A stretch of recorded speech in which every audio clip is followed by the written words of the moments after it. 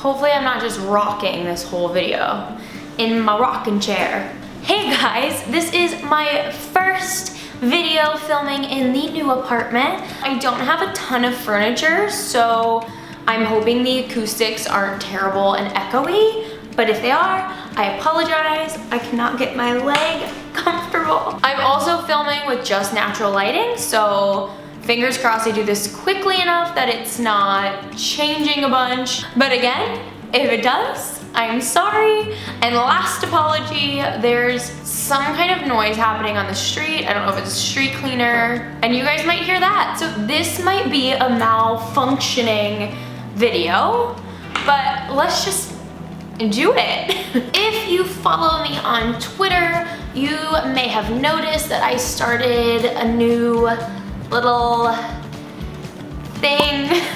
I'm doing a question or thought of the day. So with the hashtag Cam's Q of the day, I am going to be asking you guys a question that I don't necessarily have an answer for. There might not even be an answer for. It's just something I think is good to start discussing. I've really noticed these past few weeks that you guys have some great thoughts, but it's sometimes hard to have direct feedback and interaction with you guys. So I wanted to make something where we have a better chance of talking stuff out. So each day on one of my social media platforms, it's gonna be on anything because I want to give everyone a chance to participate, and I know not everyone has every social media form. The concept is to ask a question, for example, on Twitter on one day. So let's say Monday, I ask a question.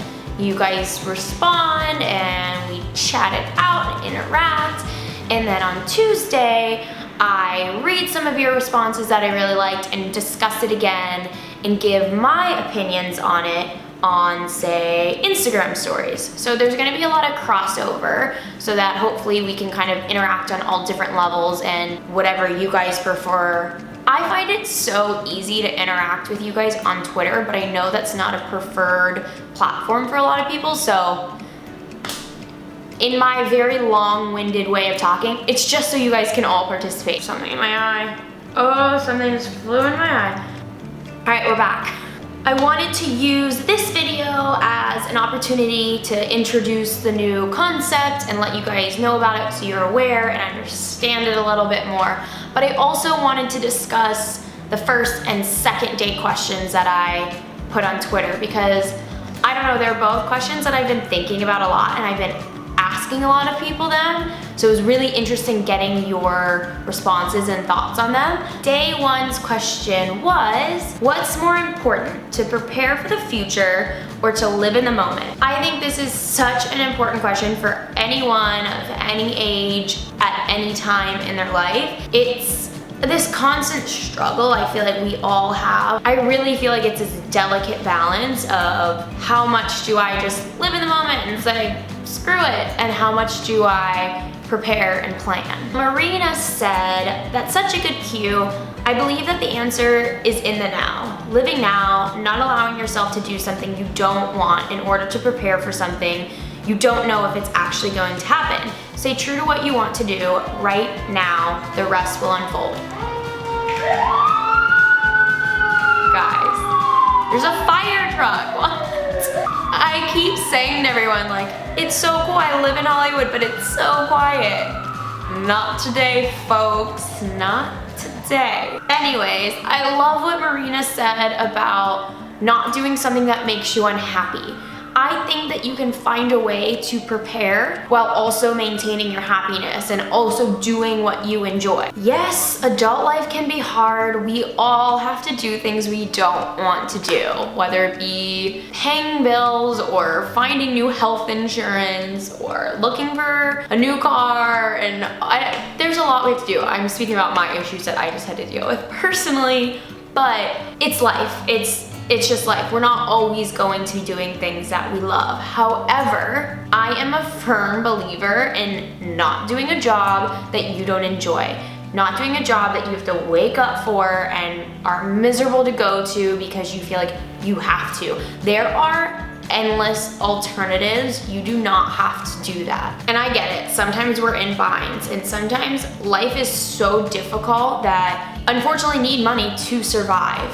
I get that. I'm not saying, oh well, just, you know, live on the street for a few days because you're not gonna like that job, so don't do it. No, I'm saying get creative. Think of how you can contribute to your society to form an income to sustain your life. I think we get way too caught up in traditional and social standard ideas of jobs. And you just have to find a way to get to where you want to be. Also, it comes with reacting to the situation you're in.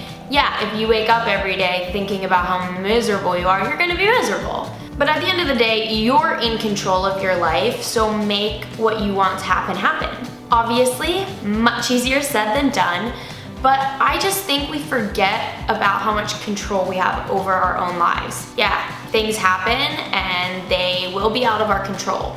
But how you react to it and how you let it affect you is all you. I love this response from Joe, 4E's, 5E's? 4E's. They said, I've learned that it's not possible to plan and control everything. So plan, but be open for options and changes and always be 100% in the now. Love this response, completely agree. If you overplan, you are inevitably going to be disappointed. Things could even go better and they're still just not what you expected because it's impossible to plan every little detail of your life. Be open, have a game plan, but don't say by this age I need to do this, and by that age I need to do this, and I have to go here and work here. Have goals, have ambitions, have things to strive for, but there's a million different paths to get to your goals. It's okay if you take a right turn when you thought you were gonna go left. It's also okay if you have to do a few U-turns along the way. There's setbacks, life happens, just don't let it discourage you. Keep going for that goal and you will find a way to get there. And day 2's question of the day somewhat goes hand in hand, at least for me personally. And that question is, if you could know when you would die, would you want to know? If yes, would you want to know how it would happen? Just Johnson 93 said, no way. It would be like a constant countdown to death. I would rather just live life to the fullest every day. Right on, Jessica. I think that's such a positive outlook to have. And I thought this was the most adorable response from Parsons Ellen. Said, no and no. Surprise me, life. I'll just keep being great. Yes, Ellen, you keep being great, homie. I honestly would like to know when. And when I tell that to people, they're like, why? Why do you want to know when you're gonna die? I think if I knew when, it would help me solve the problems with the first question. You wouldn't have to stress so much about planning and preparing and also living in the moment. You could just fully budget your time wisely. If I knew that I was only gonna have a year left, I would blow all of my savings. I would do the craziest stuff. I wouldn't have a care in the world. So when you guys are watching this video, it is Friday. So Thursday's question of the day has already been posted on Snapchat. And that question was, if you could live where it's always daytime or always nighttime, which one would you pick? My current opinion on it, and this is before getting to hear all of your wonderful thoughts and ideas, so we can discuss that below more as well if you'd like. But my idea on that is definitely daytime all the time. I get really sad when it's not sunny for a few days or it's cold for a bit. I get kind of claustrophobic at night sometimes, and I need me some sunshine. So 100%, I don't think anyone's comments could change my opinion on this, but who knows, we'll see. Definitely go for daytime all the time. And for our new question of the day, so for Friday's question of the day, it is, and this is a very lighthearted one, but I think you really need to focus and sort out your answer because it is delicate, it is very reflective of who you are as a person. So Friday's question is, if you could be any animal, which one would you choose? So I am not telling you guys what my answer is just yet. Go ahead and comment below what animal you would be and maybe a little bit of a reason why. And tomorrow on Instagram, I will be telling you my answer and reading some of your responses as well. I hope you are all having a wonderful Friday and you enjoy your weekend, and I will see you next week. Love you guys, bye. So after I recorded this video, I went to Snapchat to ask the question about the day or nighttime one to see your responses. And I am shocked by how many nighttime ones there were. I really didn't think that I would question my decision at all. But then you're all bringing up like the stars and how chill the nighttime is, and I am just questioning my whole life decisions. Let's see what we got.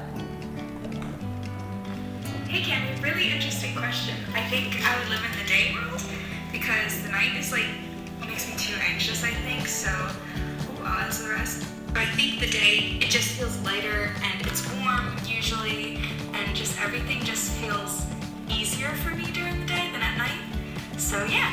That was Jules Gallagher, the most adorable little bean, and I am so on the same page with her, so I'm gonna... Jules, I hope it's okay, I just played your response while I'm recording the new video, but I totally agree with you. I am 100% on the same page.